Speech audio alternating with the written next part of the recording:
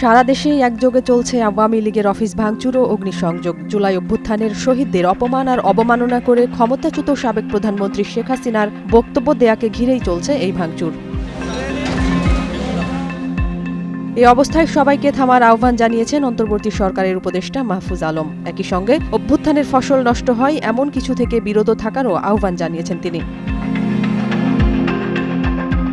৬ ফেব্রুয়ারি রাতে সামাজিক যোগাযোগ মাধ্যমে নিজের ভেরিফাইড ফেসবুক আইডিতে দেয়া এক স্ট্যাটাসে তিনি এই আহ্বান জানান। তিনি লিখেন, থামুন, শান্ত হন, সরকারকে কাজ করতে দিন, বিচার ও সংস্কার হবেই। আমি জানি এই উত্তপ্ত মৌসুমে কেউ থামতে বলবে না আপনাদের, কিন্তু আপনারা গালি দিলেও বলবো থামুন।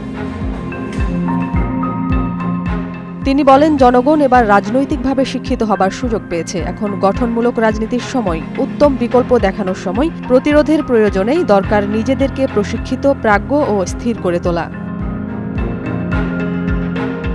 তিনি আরও বলেন, এটা দীর্ঘমেয়াদী লড়াই, তাই প্রস্তুতি নিন, হঠকারিতা করবেন না। অভ্যুত্থানের ফসল যাতে নষ্ট না হয় সেদিকে লক্ষ্য রাখার আহ্বান জানিয়ে ছাত্র জনতাকে উপদেষ্টা মাহফুজ আলম বলেন, শত্রুরা আপনাদের যেভাবে দেখতে ও দেখাতে চায় সে পথে না যাওয়াই এদেশের জন্য ভালো। তিনি আরও বলেন, হাসিনার দিয়ে যাওয়া ট্রমা যেন আমাদের উপর ছায়া না ফেলে। আমরা একটা নতুন সমাজ ও রাষ্ট্র গড়বই। দীর্ঘ পথ, কিন্তু আমাদের জাতির সামনে আর কোনো বিকল্প নেই। নাজিয়াত রুনা, নয়া দিগন্ত।